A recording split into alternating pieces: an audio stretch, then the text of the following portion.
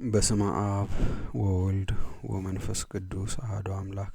ተአምረ ኢየሱስ 57ኛ ተአምር። አልዓዛር ከመቃብር በመነሳቱ ሰይጣን እንደደነገጠ ይቅርታው ቸርነቱ ለዘላለሙ በእውነት ለሁላችን ይደረግልንና ጌታችን አምላካችን መድኃኒታችን ኢየሱስ ክርስቶስ ያደረገው ተአምር ይህ ነው።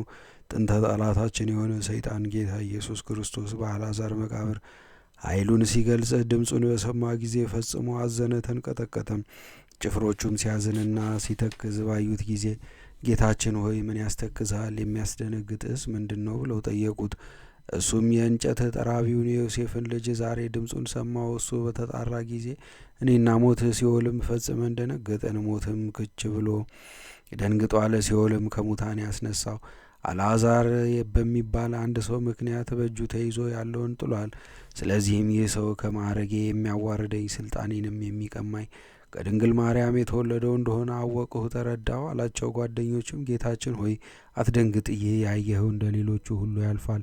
የማርያም ልጅ እኮ እግዚአብሔር በጸሎቱ 7,000 ሰዎችን ከሙታን ያስነሳለት ከነቢዩ ከሕዝቅኤል የሚበልጥ አይደለም። ዳግመኛም ታላላቅ ተአምራትን ካደረጉ ከኤልያስ ከሙሴና ከኤልሳ ይልቅ የሚከብር አይደለም አሉት። ሰይጣኑም እንዳየሁት ሁሉ ይህን ተአምራታዊ ኃይል እያደረገ ከተቀመጠ እረፍት አይኖረኝም። ስለዚህም አሁን ወደ አይሁድ ሊቃነ ካህናት ሄጄ በእንጨት ላይ እንዲሰቅሉትና ለሞትም አሳልፈው እንዲሰጡት አደርጋቸዋለሁ። ከዚያም የሲኦል ቁራኛ ሆኖ ይኖራል። እንግዲህ እኛም በጥፋቱ እንደሰታለን፣ ከሚያስደነግጥ ቃሉም እንድናለን። መንግስቱ ጸንታ ብዙዎችም ሕዝቦች አምነውበት ቢከተሉትም እንኳ ካስተማራቸው ትምህርት አሳስቼ እንዲክዱት አደርጋቸዋለሁ። እንዲህም አድርጌ ካጠፋሁት ነገስታቱና መኳንንቱ በዚህም ዓለም ላይ የሚኖርን ሰው በደቀ መዛሙርቶቹ ላይ በጠላትነት አስነስቼ እንዲገድሏቸው አደርጋለሁ። በትምህርቱ ያመኑትንም ወልድ አትውደዱ ብሎ የከለከላቸውን ወርቅና ብር እንዲወዱ አደርጋቸዋለሁ። ወርቅ መውደድ ለጣዖት እንደ መስገድ የሚቆጠር ታላቅ ኃጢአት ስለሆነ በእግዚአብሔር ዘንድ የተጠላ ነውና የማርያም ልጅ ያዘዛቸውን ሁሉ እንዲዘነጉ ያደርጋቸዋል። መዓትና ስንፍናን ቁጣ በእነሱ ላይ ያመጣለሁ። ባልንጀራ ባልንጀራውን አሳልፎ ለሞት ይሰጣል።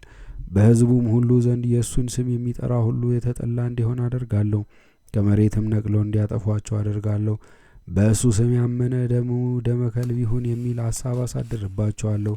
በዚህም የተነሳ በጎ መዓዛ ያለው መስዋዕት ያቀረቡ ይመስላቸዋል። ከወገኖቹም ልጆች ብዙዎቹን እሱን ትተው እኔን ይከተሉ ዘንድ ወደ እኔ እስባቸዋለሁ።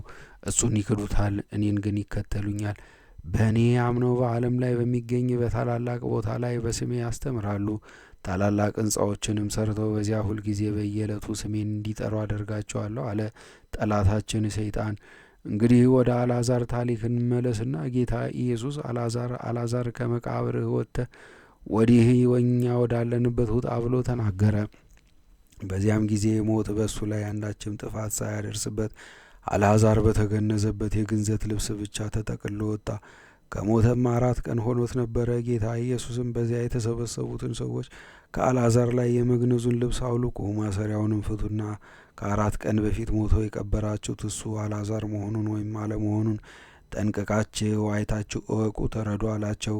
አይሁድም አልዓዛር የተገነዘበትን ልብስና ፊቱ የተሸፈነበትን ሰበነ ካወለቁለት በኋላ ከሴቶችና ልጆች በስተቀር በዚያ የሚገኙ 7,400 ሰዎች አልዓዛርን አዩት። አልዓዛርም ከከበሩ ወገን ልጆችና ከአይሁድ ሊቃውንትና መኳንንቶቻቸውም ወገን ነበረ። ብዙዎቹም ሰዎች በዚህ አምላካዊ ሥራ በጌታ ኢየሱስ ክርስቶስ አመኑ። ጌታ ኢየሱስ ክርስቶስም በዚያች ዕለት በዚያችው አገር ዋለ። ከደቀ መዛሙርቱም ጋር በአልዓዛር ቤት አደረና በዚያች ምሽት የእራት ግብዣ ላይ አልዓዛር ከእህቶቹ ጋር አስተናገዳቸው። ይቅርታው ቸርነቱ ለዘላለም ለሁላችን ይደረግልን፣ አሜን።